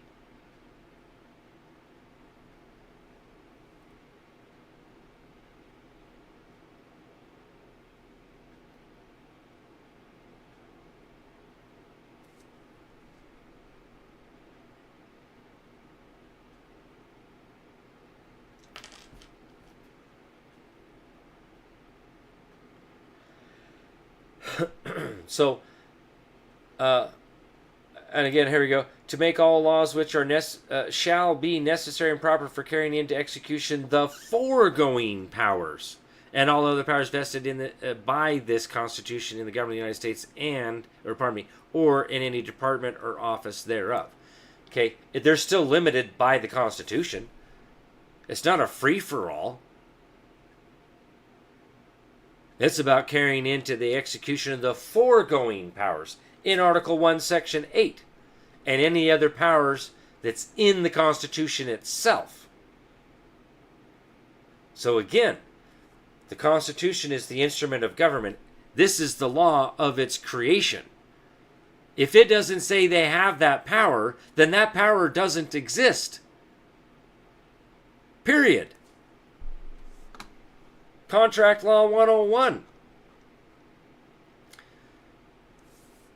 I like to use the, painting my neighbor's house. And we do a contract for me to paint his house. Okay, he chooses the color of the body, the color of the trim, and, we negotiate the price and all that stuff. Everything's all kosher. Okay. He decides to go on vacation. Oh, well, I'm going to paint your fence. I'm going to cut your tree down. I'm going to take your Corvette for a ride. But the contract doesn't say I can't do that. Huh.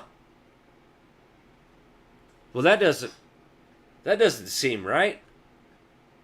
No, because a contract is a delegation of power. The Constitution is a contract of employment.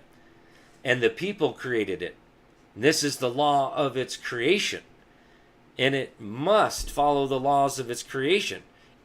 Otherwise, it's an usurpation of power. You're exceeding the laws of this creation. So somebody want to tell me where territorially does any and all federal legislation apply?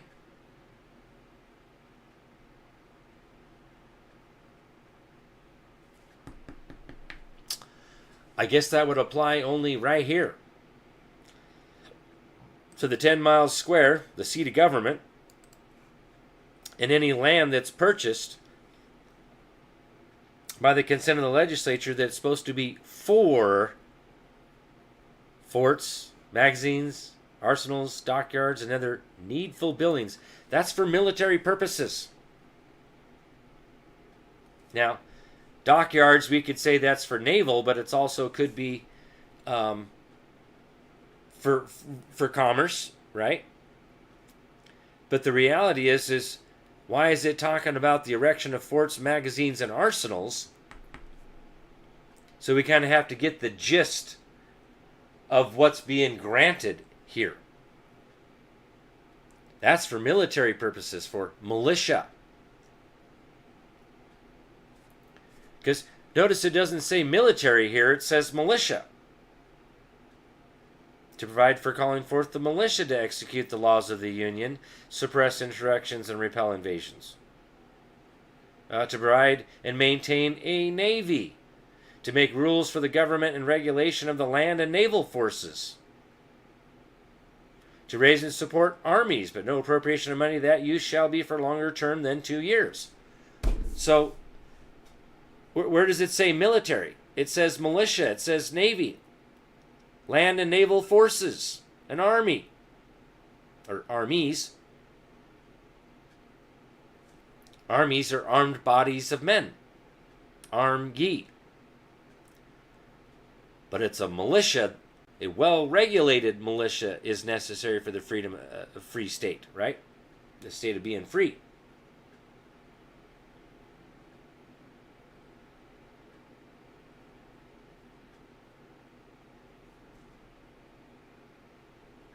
So, there's your limitation on Congress. And any legislation that's made, this is called subject matter jurisdiction. This is also called personal jurisdiction. Personal jurisdiction over the well-regulated militia. Why does it use the word people and not militia?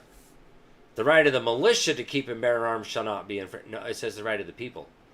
That's because the militia is composed of the body of the people themselves. They already knew all this back then.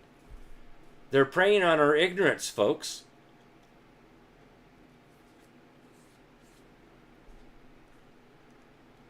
But I mean, you read Federalist 45, and it falls right along with everything that's right here. It's commerce and declaring war. I mean, what else is here?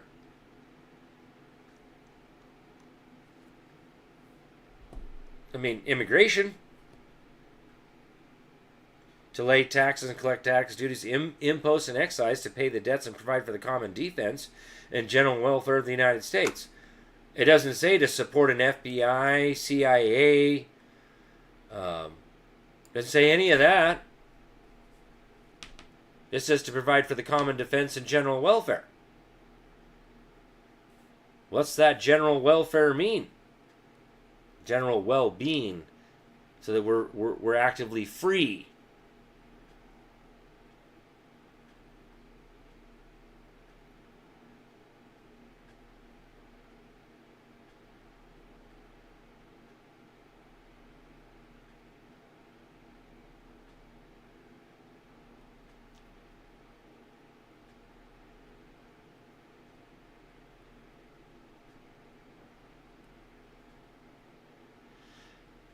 Here's a weird one. What if the courthouse under martial law rule is a fort? Well, they don't have courthouses at the forts.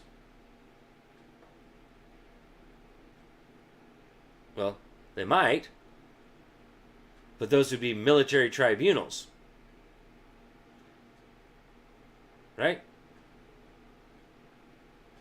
And it would have to be somebody who's in the military, because that's who it would apply to.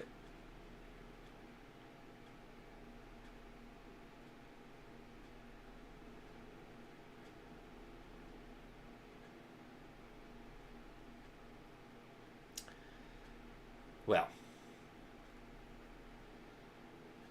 I respectfully disagree there, Diesel, for We the People News. We the People are in silence, acquiescence, agreed to their terms.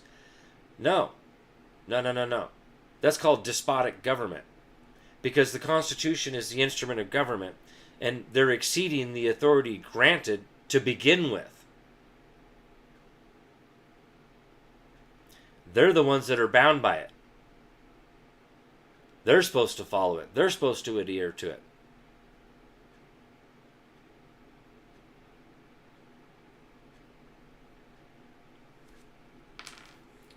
But again, the Constitution is the instrument of government. It is the supreme law of the land, which is the supreme common law of the land. Right? This Constitution and the laws of the United States which shall be made in pursuance thereof. The only laws that are made pursuant thereof is through an Article 5 convention, not statutes. And all treaties made or which shall be made under the authority of the United States shall be the supreme law of the land. Because enactments of the legislature are not law of the land. See, you have to understand what it is, what it means by and the laws of the United States which shall be made in pursuance thereof. Pursuant to Article 5. Okay? Or which shall be made under the authority of the United States, treaties, shall be the supreme law of the land, and the judges in every state shall be bound thereby. Anything in the Constitution or laws of any state to the contrary notwithstanding. Marbury versus Madison reiterates that. Anything that comes in conflict with the supreme law of the land is void for any effect. Well, duh, that's what it says right there. See, they can't. The judicial branch can't say that in Marbury versus Madison without this being here. See, the judicial branch is bound thereby to support this Constitution as it is written. They don't get to interpret the Constitution itself. That's a misnomer. It's a lie.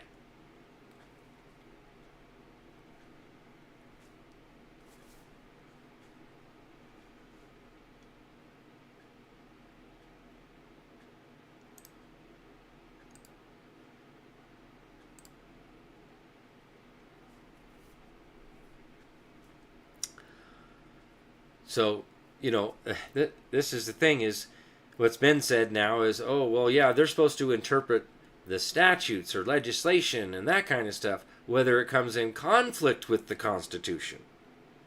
But for so long, they've been willy-nilly, especially with the code, period. It's all code. But see, we're changing back.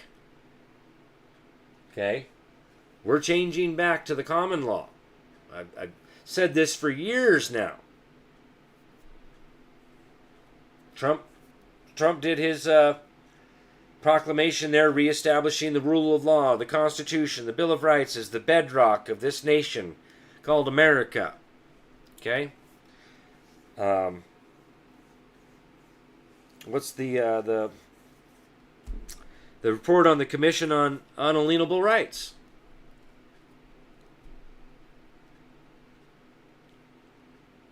It's on my website. They're still trying to play around with the right? James out here on YouTube. Shake and bake, and Kirk helped. Absolutely.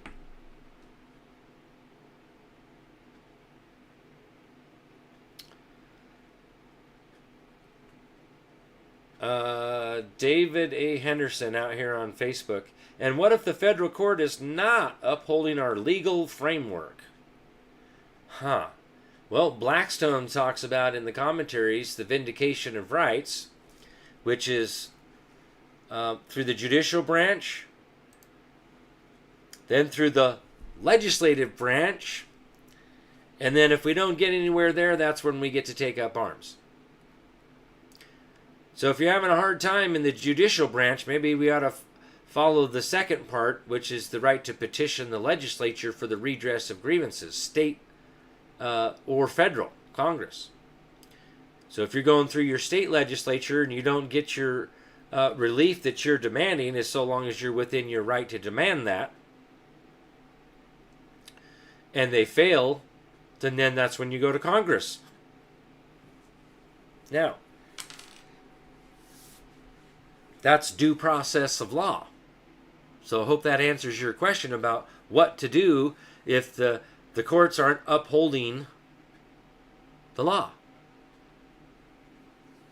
The question was just asked earlier about that was, well, have you gone to the legislature for impeachment proceedings against these judges? My answer was no. How about you?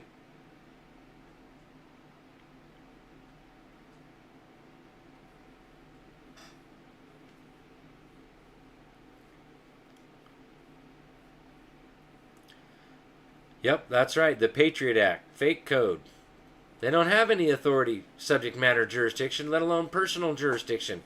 And it's all bar word salad. They're trying to twist everything around onto the people when was never intended to apply to the people.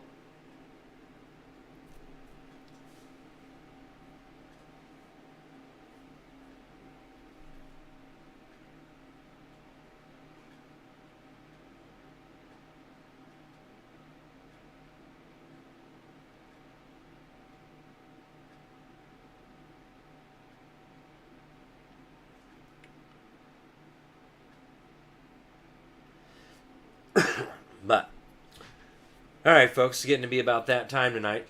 So, hope you enjoyed tonight, but I'd like to push people over there to, you inhabitants out there, to become the people, over to the National Assembly Thursday nights. national-assembly.net. Okay? It's this website here. Thursday nights we have a conference call, and I've been honored to present educational stuff over there on Thursday nights as well. So Monday Night Law here on Monday nights. Thursday nights over here on the National Assembly call. Now this tab up here says conference call info. You can click on that tab and you can get to the conference call right here. This is the hyperlink to get to the free conference call.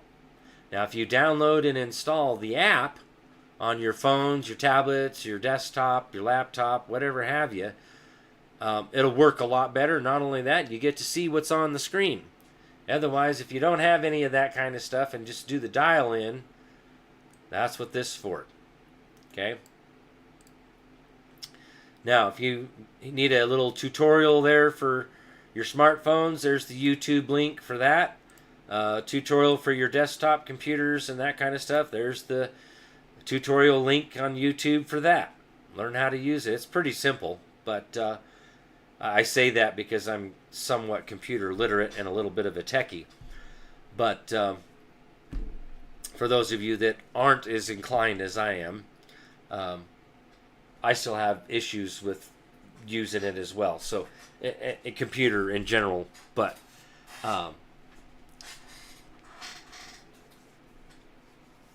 it needs to be done this way. I highly recommend it this way. We've actually had somebody here not too long ago. Their phone bill was like $400 for one call.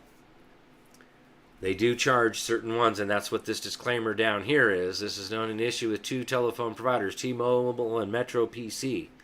They made policy changes that began charging their customers 1 cent per minute to connect to conference lines, radio broadcast lines, and chat lines. So, again, I highly, highly, highly, highly recommend downloading and installing the free conference call app.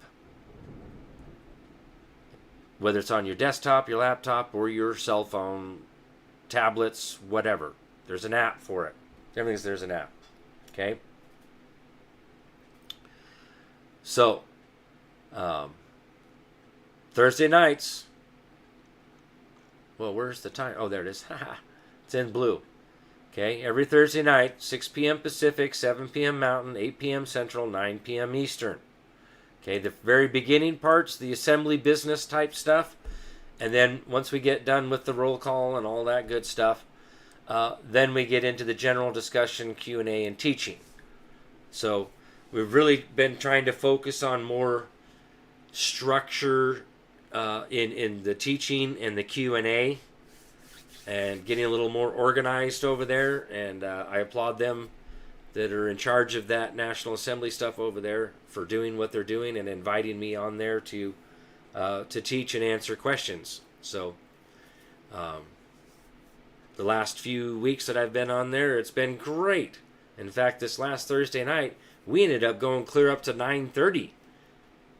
That the flow of information, and it wasn't perfectly structured like how we normally do it, but that's kind of like how I like to do it, is the free flow. Is, hey, can I ask a question real quick? Sure. Sometimes I'm like, no, wait, let me get through all of this because I might answer your question. But I like the open, free flow of things, and where we just kind of banter back and forth and instead of doing that, well, may I? Because then you start losing the conversation. But I think it flowed really well for those that were on there Thursday night last week. Was a great call. Thoroughly enjoyed it. I got several messages and emails after that Thursday night call. So saying how much they liked it. It was great. It was a good time. Very informative, very educational. So knowledge is power, folks. This is where it needs to be. We got to gain this knowledge. And there really just isn't anybody else out there bringing this knowledge to the table. So that's why I'm doing it. What I'm there for. What I'm here for. All right, for my own website now, kirkslawcorner.com. Up here's the social media links. You got Facebook, Telegram, Patreon, YouTube, Rumble, and X.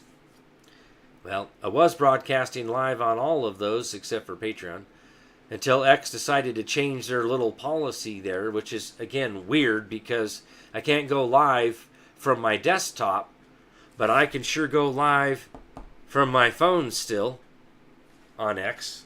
So I think they just kind of didn't like what I was putting out there. So I just put a link to the Rumble channel, to my Rumble channel, every Monday night before I start the live on X. So I know, Jax, I know. Jax says we need a Kirk app. And I was actually halfway dreaming about that the other night, is creating the code, and I need somebody who can write a program and write up all these questions and answers and have it all, have the law already all there. So when somebody asks a question, it goes right directly to the law and gives you the answer based on what the facts of law is citing law. So any takers out there, any of you code writers want to write a code for an app out there? I'm not a code writer. I don't do code. I don't do ones and zeros. So please get a hold of me if you're one of those people that can write an app. Other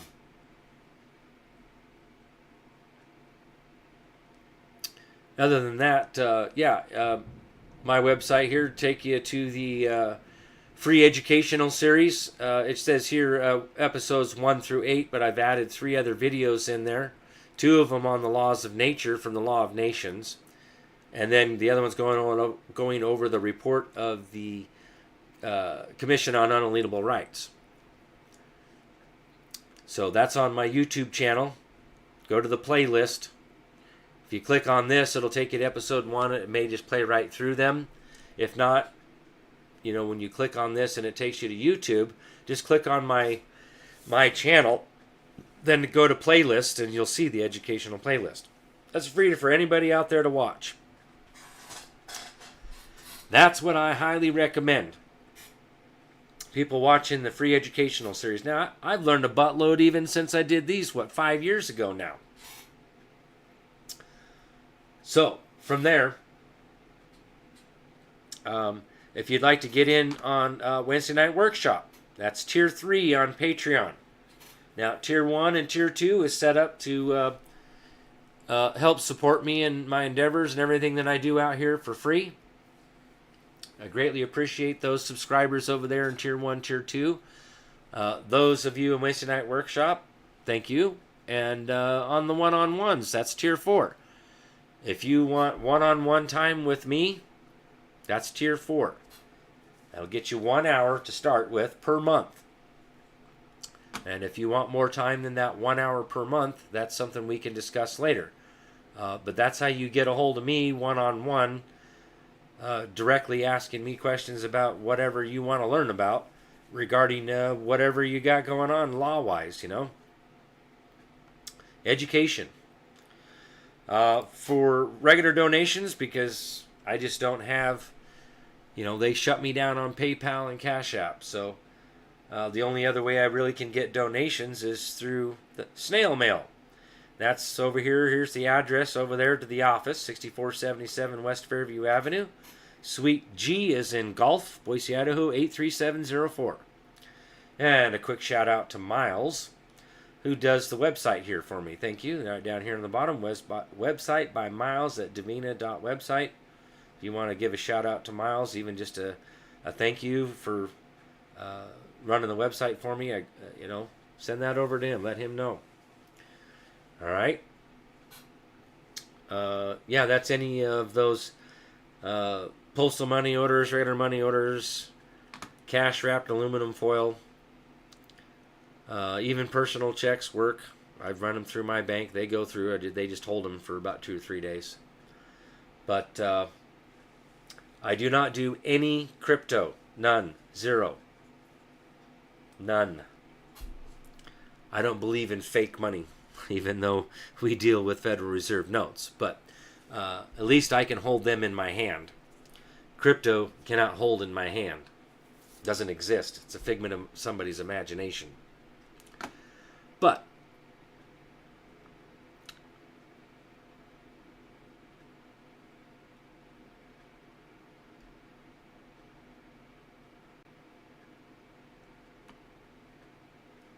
you're welcome out there, Cody and Karen and James. All of that. All of you folks out here. Thank you all for being here tonight. God bless and have a wonderful night. And those of you in Patreon for Wednesday night workshop, we'll see you on Wednesday night. Thursday night on the National Assembly call. And possibly Friday night, depending on what goes on with me and what I might end up doing this weekend. I don't know yet. But talk to Jason from his Hardline. We talked about possibly doing a Friday night thing now that his schedule has changed. So thought about doing one last Friday night to kind of continue on what we were discussing there on Thursday night's National Assembly call, but his wife had a birthday and was celebrating, so totally understandable, slacker. Just kidding, Jason. Hope you and your wife and family had a wonderful birthday party celebration there. Other than that, folks, have a wonderful night. God bless. And keep it together, man. Bring unity. Bring the people to the National Assembly. And let's reassemble government de jure and take back our power. That's the ultimate answer. What do? Reassemble government de jure. The people have all of the power. Without the people, we're going to get what we have. Get what we get. And that's what we got right now. Okay? There it is. I know. Friday night fun night. I know. Was a good time. It's just overwhelming for me doing Mondays, Wednesdays, Thursdays, Fridays. Did that for years with Chris. Mondays, Wednesdays, and Fridays. Now I've added Thursday nights. So, but yeah. Friday night fun night may make a comeback.